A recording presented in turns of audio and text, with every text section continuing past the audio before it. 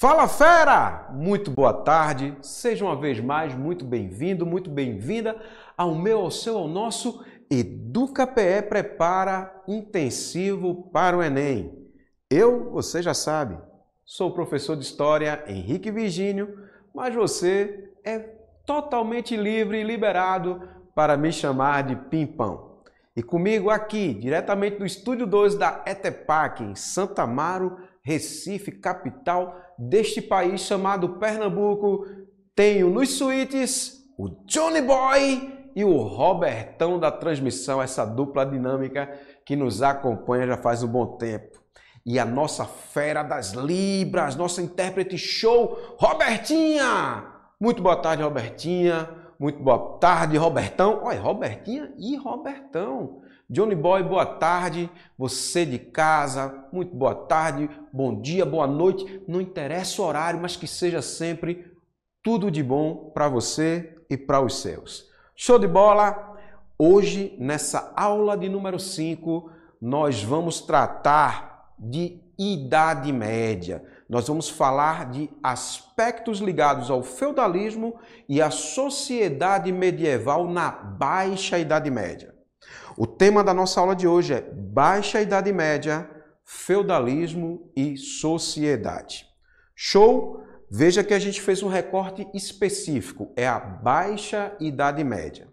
Mas é importante a gente entender o seguinte: para alguns historiadores, a Idade Média é um período da história europeia que durou cerca de 1000 anos.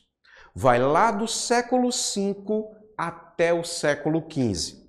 E tem como marcos historiográficos o início desse período no ano de 476.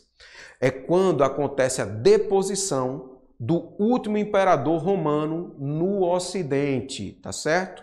O Império Romano se encontrava dividido entre Oriente e Ocidente. O Ocidente tinha sede em Roma e caiu no século V, no ano de 476. Já o fim deste período se dá no ano de 1453, com a queda, com a conquista da cidade de Constantinopla pelos turcos otomanos. Constantinopla era a capital do Império Romano do Oriente.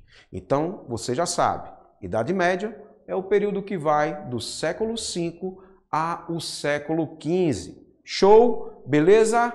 Então, sabendo disso, a gente precisa trabalhar também um certo elemento dessa periodização.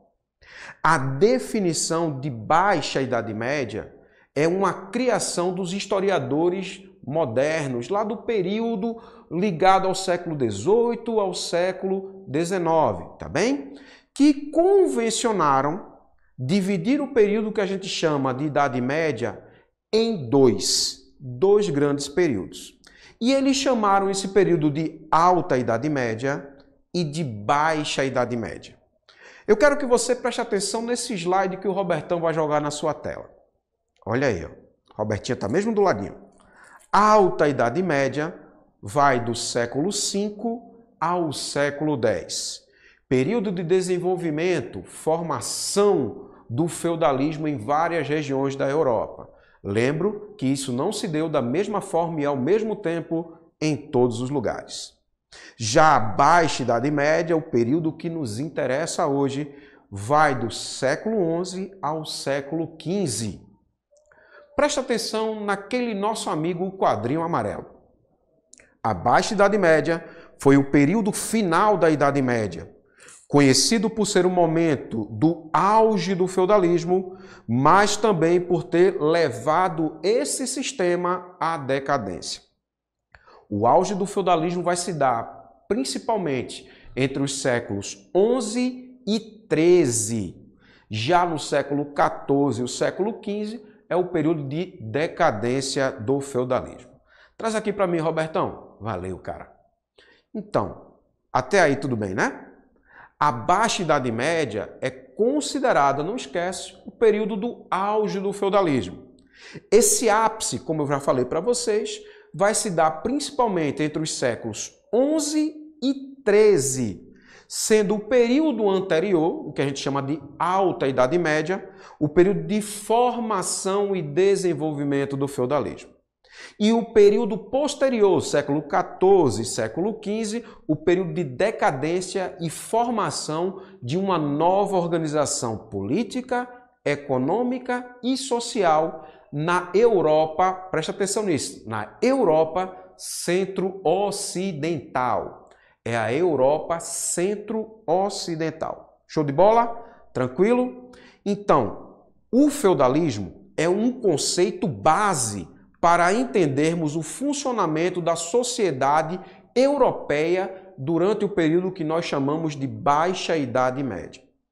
Esse conceito não se refere apenas ao seu sentido econômico de exploração da terra pelos camponeses, também chamados de servos, que estavam presos à terra e ao feudo pela relação existente entre eles, os camponeses, e um ou mais senhores feudais.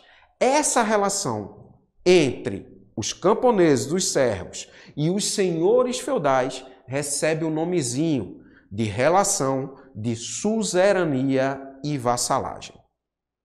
O feudalismo envolve aspectos muito além do econômico, que são e podemos destacar o aspecto político, o aspecto social e o aspecto ideológico. Alguns desses aspectos trataremos na nossa próxima aula, que dá continuidade ao tema Baixa Idade Média. Amarrando tudo isso que foi falado, é necessário que você entenda que o feudalismo é um dos assuntos mais importantes para se estudar quando falamos de Idade Média. Acrescentá-lo em seu plano de estudos é essencial na preparação para as questões de história que podem vir a cair no Enem ou em qualquer outro vestibular. Se você tem dúvida, não sabe, não teve tempo, não revisou sobre o que é o feudalismo, relaxa, fica tranquilo. Vem comigo e com a galera do EducaPE Prepara para a gente fortalecer ainda mais esses seus estudos, essa sua base de confiança para o Enem que se aproxima. Show de bola? Tranquilo? Então, vamos começar, na verdade, dar continuidade. Então, mas vamos voltar lá para o comecinho. O que é o feudalismo? O que é? Eu trouxe o seguinte para vocês. Joga na tela, Robertão. O feudalismo foi o sistema político, social e econômico que predominou na Europa, olha aí, ó, centro-ocidental, durante toda a Idade Média. Marcado pela descentralização política, pela imobilidade social e pela autossuficiência econômica dos feudos, baseado nos laços de fidelidade e na dependência entre um suzerano e um vassalo. Show de bola? Tranquilão? Então, essa é a definição mais simples, prática e direta. E você deve estar se perguntando agora, Pimpão, suzerano, vassalo, suzerania, vassalagem? Relaxa, vou deixar facinho. Joga na tela, Robertão. Olha aí, ó. Suzerania e vassalagem. Aquele que doava um benefício poderia ser um feudo, um lote de terras, um latifúndio, poderia ser um número X de cabeça de gado, poderia ser uma quantidade X de metal precioso, tá? Benefício era algo que era doado a alguém. Então, aquele que doava um benefício era chamado de suzerano e o que recebia era denominado vassalo. Olha o exemplo que eu deixei aqui do ladinho para você. Se um duque doasse um feudo a um marquês, ele passaria a ser suzerano do marquês e este seu vassalo. Caso esse marquês doasse um feudo a um conde, passaria a ser seu suzerano e, ao mesmo tempo, continuava sendo vassalo do duque. Dessa forma, os nobres, veja, os nobres estabeleciam entre si relações de suzerania e vassalagem, por meio das quais se comprometiam a ajudar um ao outro. E aí, ficou tranquilo? Ficou mais claro? Então, cola no gordinho que fica facinho. Tranquilão? Agora que você sabe o que é feudalismo, por que a Baixa Idade Média é tão importante, o que é a relação de suzerania e vassalagem, vamos falar um pouco da economia e organização do feudo. Feudo é a unidade de produção autossuficiente básica que foi utilizada durante o período da Idade Média, tá bem? Então, no feudalismo, a base econômica era a agricultura. A sociedade era ruralizada, a maior parte da população, devido às invasões bárbaras que aconteceram com a queda do Império Romano, passaram a buscar abrigo e segurança no interior dos países, tá bem? A sociedade que antes estava urbanizada passou a ser principalmente rural. Tranquilo? Então a terra era a medida principal de riqueza e a base econômica era a agricultura. Essa agricultura era praticada pelos camponeses que faziam parte da maioria da população e trabalhavam nos feudos sob um regime de trabalho chamado de servidão. Servo não é escravizado, tá bem? Um servo não pode ser considerado um escravizado. O escravizado, ele é considerado uma coisa, uma mercadoria. Já o servo, não. O servo estava preso à terra, às obrigações ligadas à terra. Cada domínio agrícola, cada feudo, ele buscava se manter e manter o seu caráter de subsistência, de autossuficiência. Dentro da estrutura do feudo, se buscava a subsistência, se buscava a produção autossuficiente, tá bem? E o feudo, não esquece, é a unidade de produção autônoma, que era uma propriedade de um senhor. Show de bola? Tranquilo?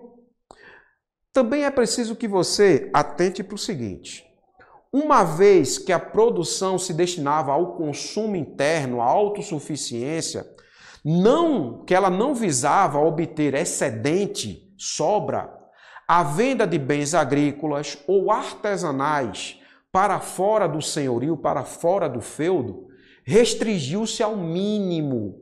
Não havia grande produção para que se pudesse negociar esse excedente. O que é que eu quero dizer com isso? Eu quero dizer com isso que o comércio na Europa do período feudal era reduzido e localizado. Principalmente porque as produções dos feudos, as produções dos senhorios eram voltadas à subsistência, não à produção de excedente. Tá bem? Dentro do feudo, na estrutura do senhorio, havia aquela obra arquitetônica que todo mundo vê em filmes, vê em documentários sobre a Idade Média, que era o castelo. Mas presta atenção nesse slide. Nos feudos, o castelo era fortaleza e residência da família senhorial. Ele geralmente estava localizado no centro da propriedade. O restante estava comumente dividido em 3 partes. As terras do feudo dividiam-se em 3 partes. Isso aí você vai encontrar na maioria dos livros. Isso é como se fosse um consenso, tá bem? As terras eram divididas nas seguintes partes: o manso senhorial, ou terras do senhor, o manso servil, ou lote dos servos, a gleba dos servos, e o manso comum, ou terras comunais, que eram bosques, florestas, pradarias, onde os servos e os senhores faziam o uso comum. Para que isso fique mais claro, Presta atenção nesse próximo slide aqui, tá? Olha aí, gente. Manso senhorial, terras exclusivas do Senhor, consideradas as melhores da área. Já no manso servil, a terra destinada aos camponeses, eles trabalhavam para a própria, olha aí a palavrinha de novo, subsistência, mas não eram os donos da terra. Já o manso comum, ou terras comunais, formada por pastos, bosques, florestas, padarias, na região do feudo, era explorado tanto pelos senhor quanto pelos camponeses. Mas cabe um adendo que você está vendo aí na última linha. Dependendo do feudo, havia regras e proibições. Uma das mais comuns era a proibição da caça. A caça, muitas vezes, era destinada e de única exclusividade do senhor feudal, tá bem? O senhor era o único que podia, o senhor e os nobres, de uma maneira geral, eram os únicos que poderiam caçar dentro daquelas terras comuns.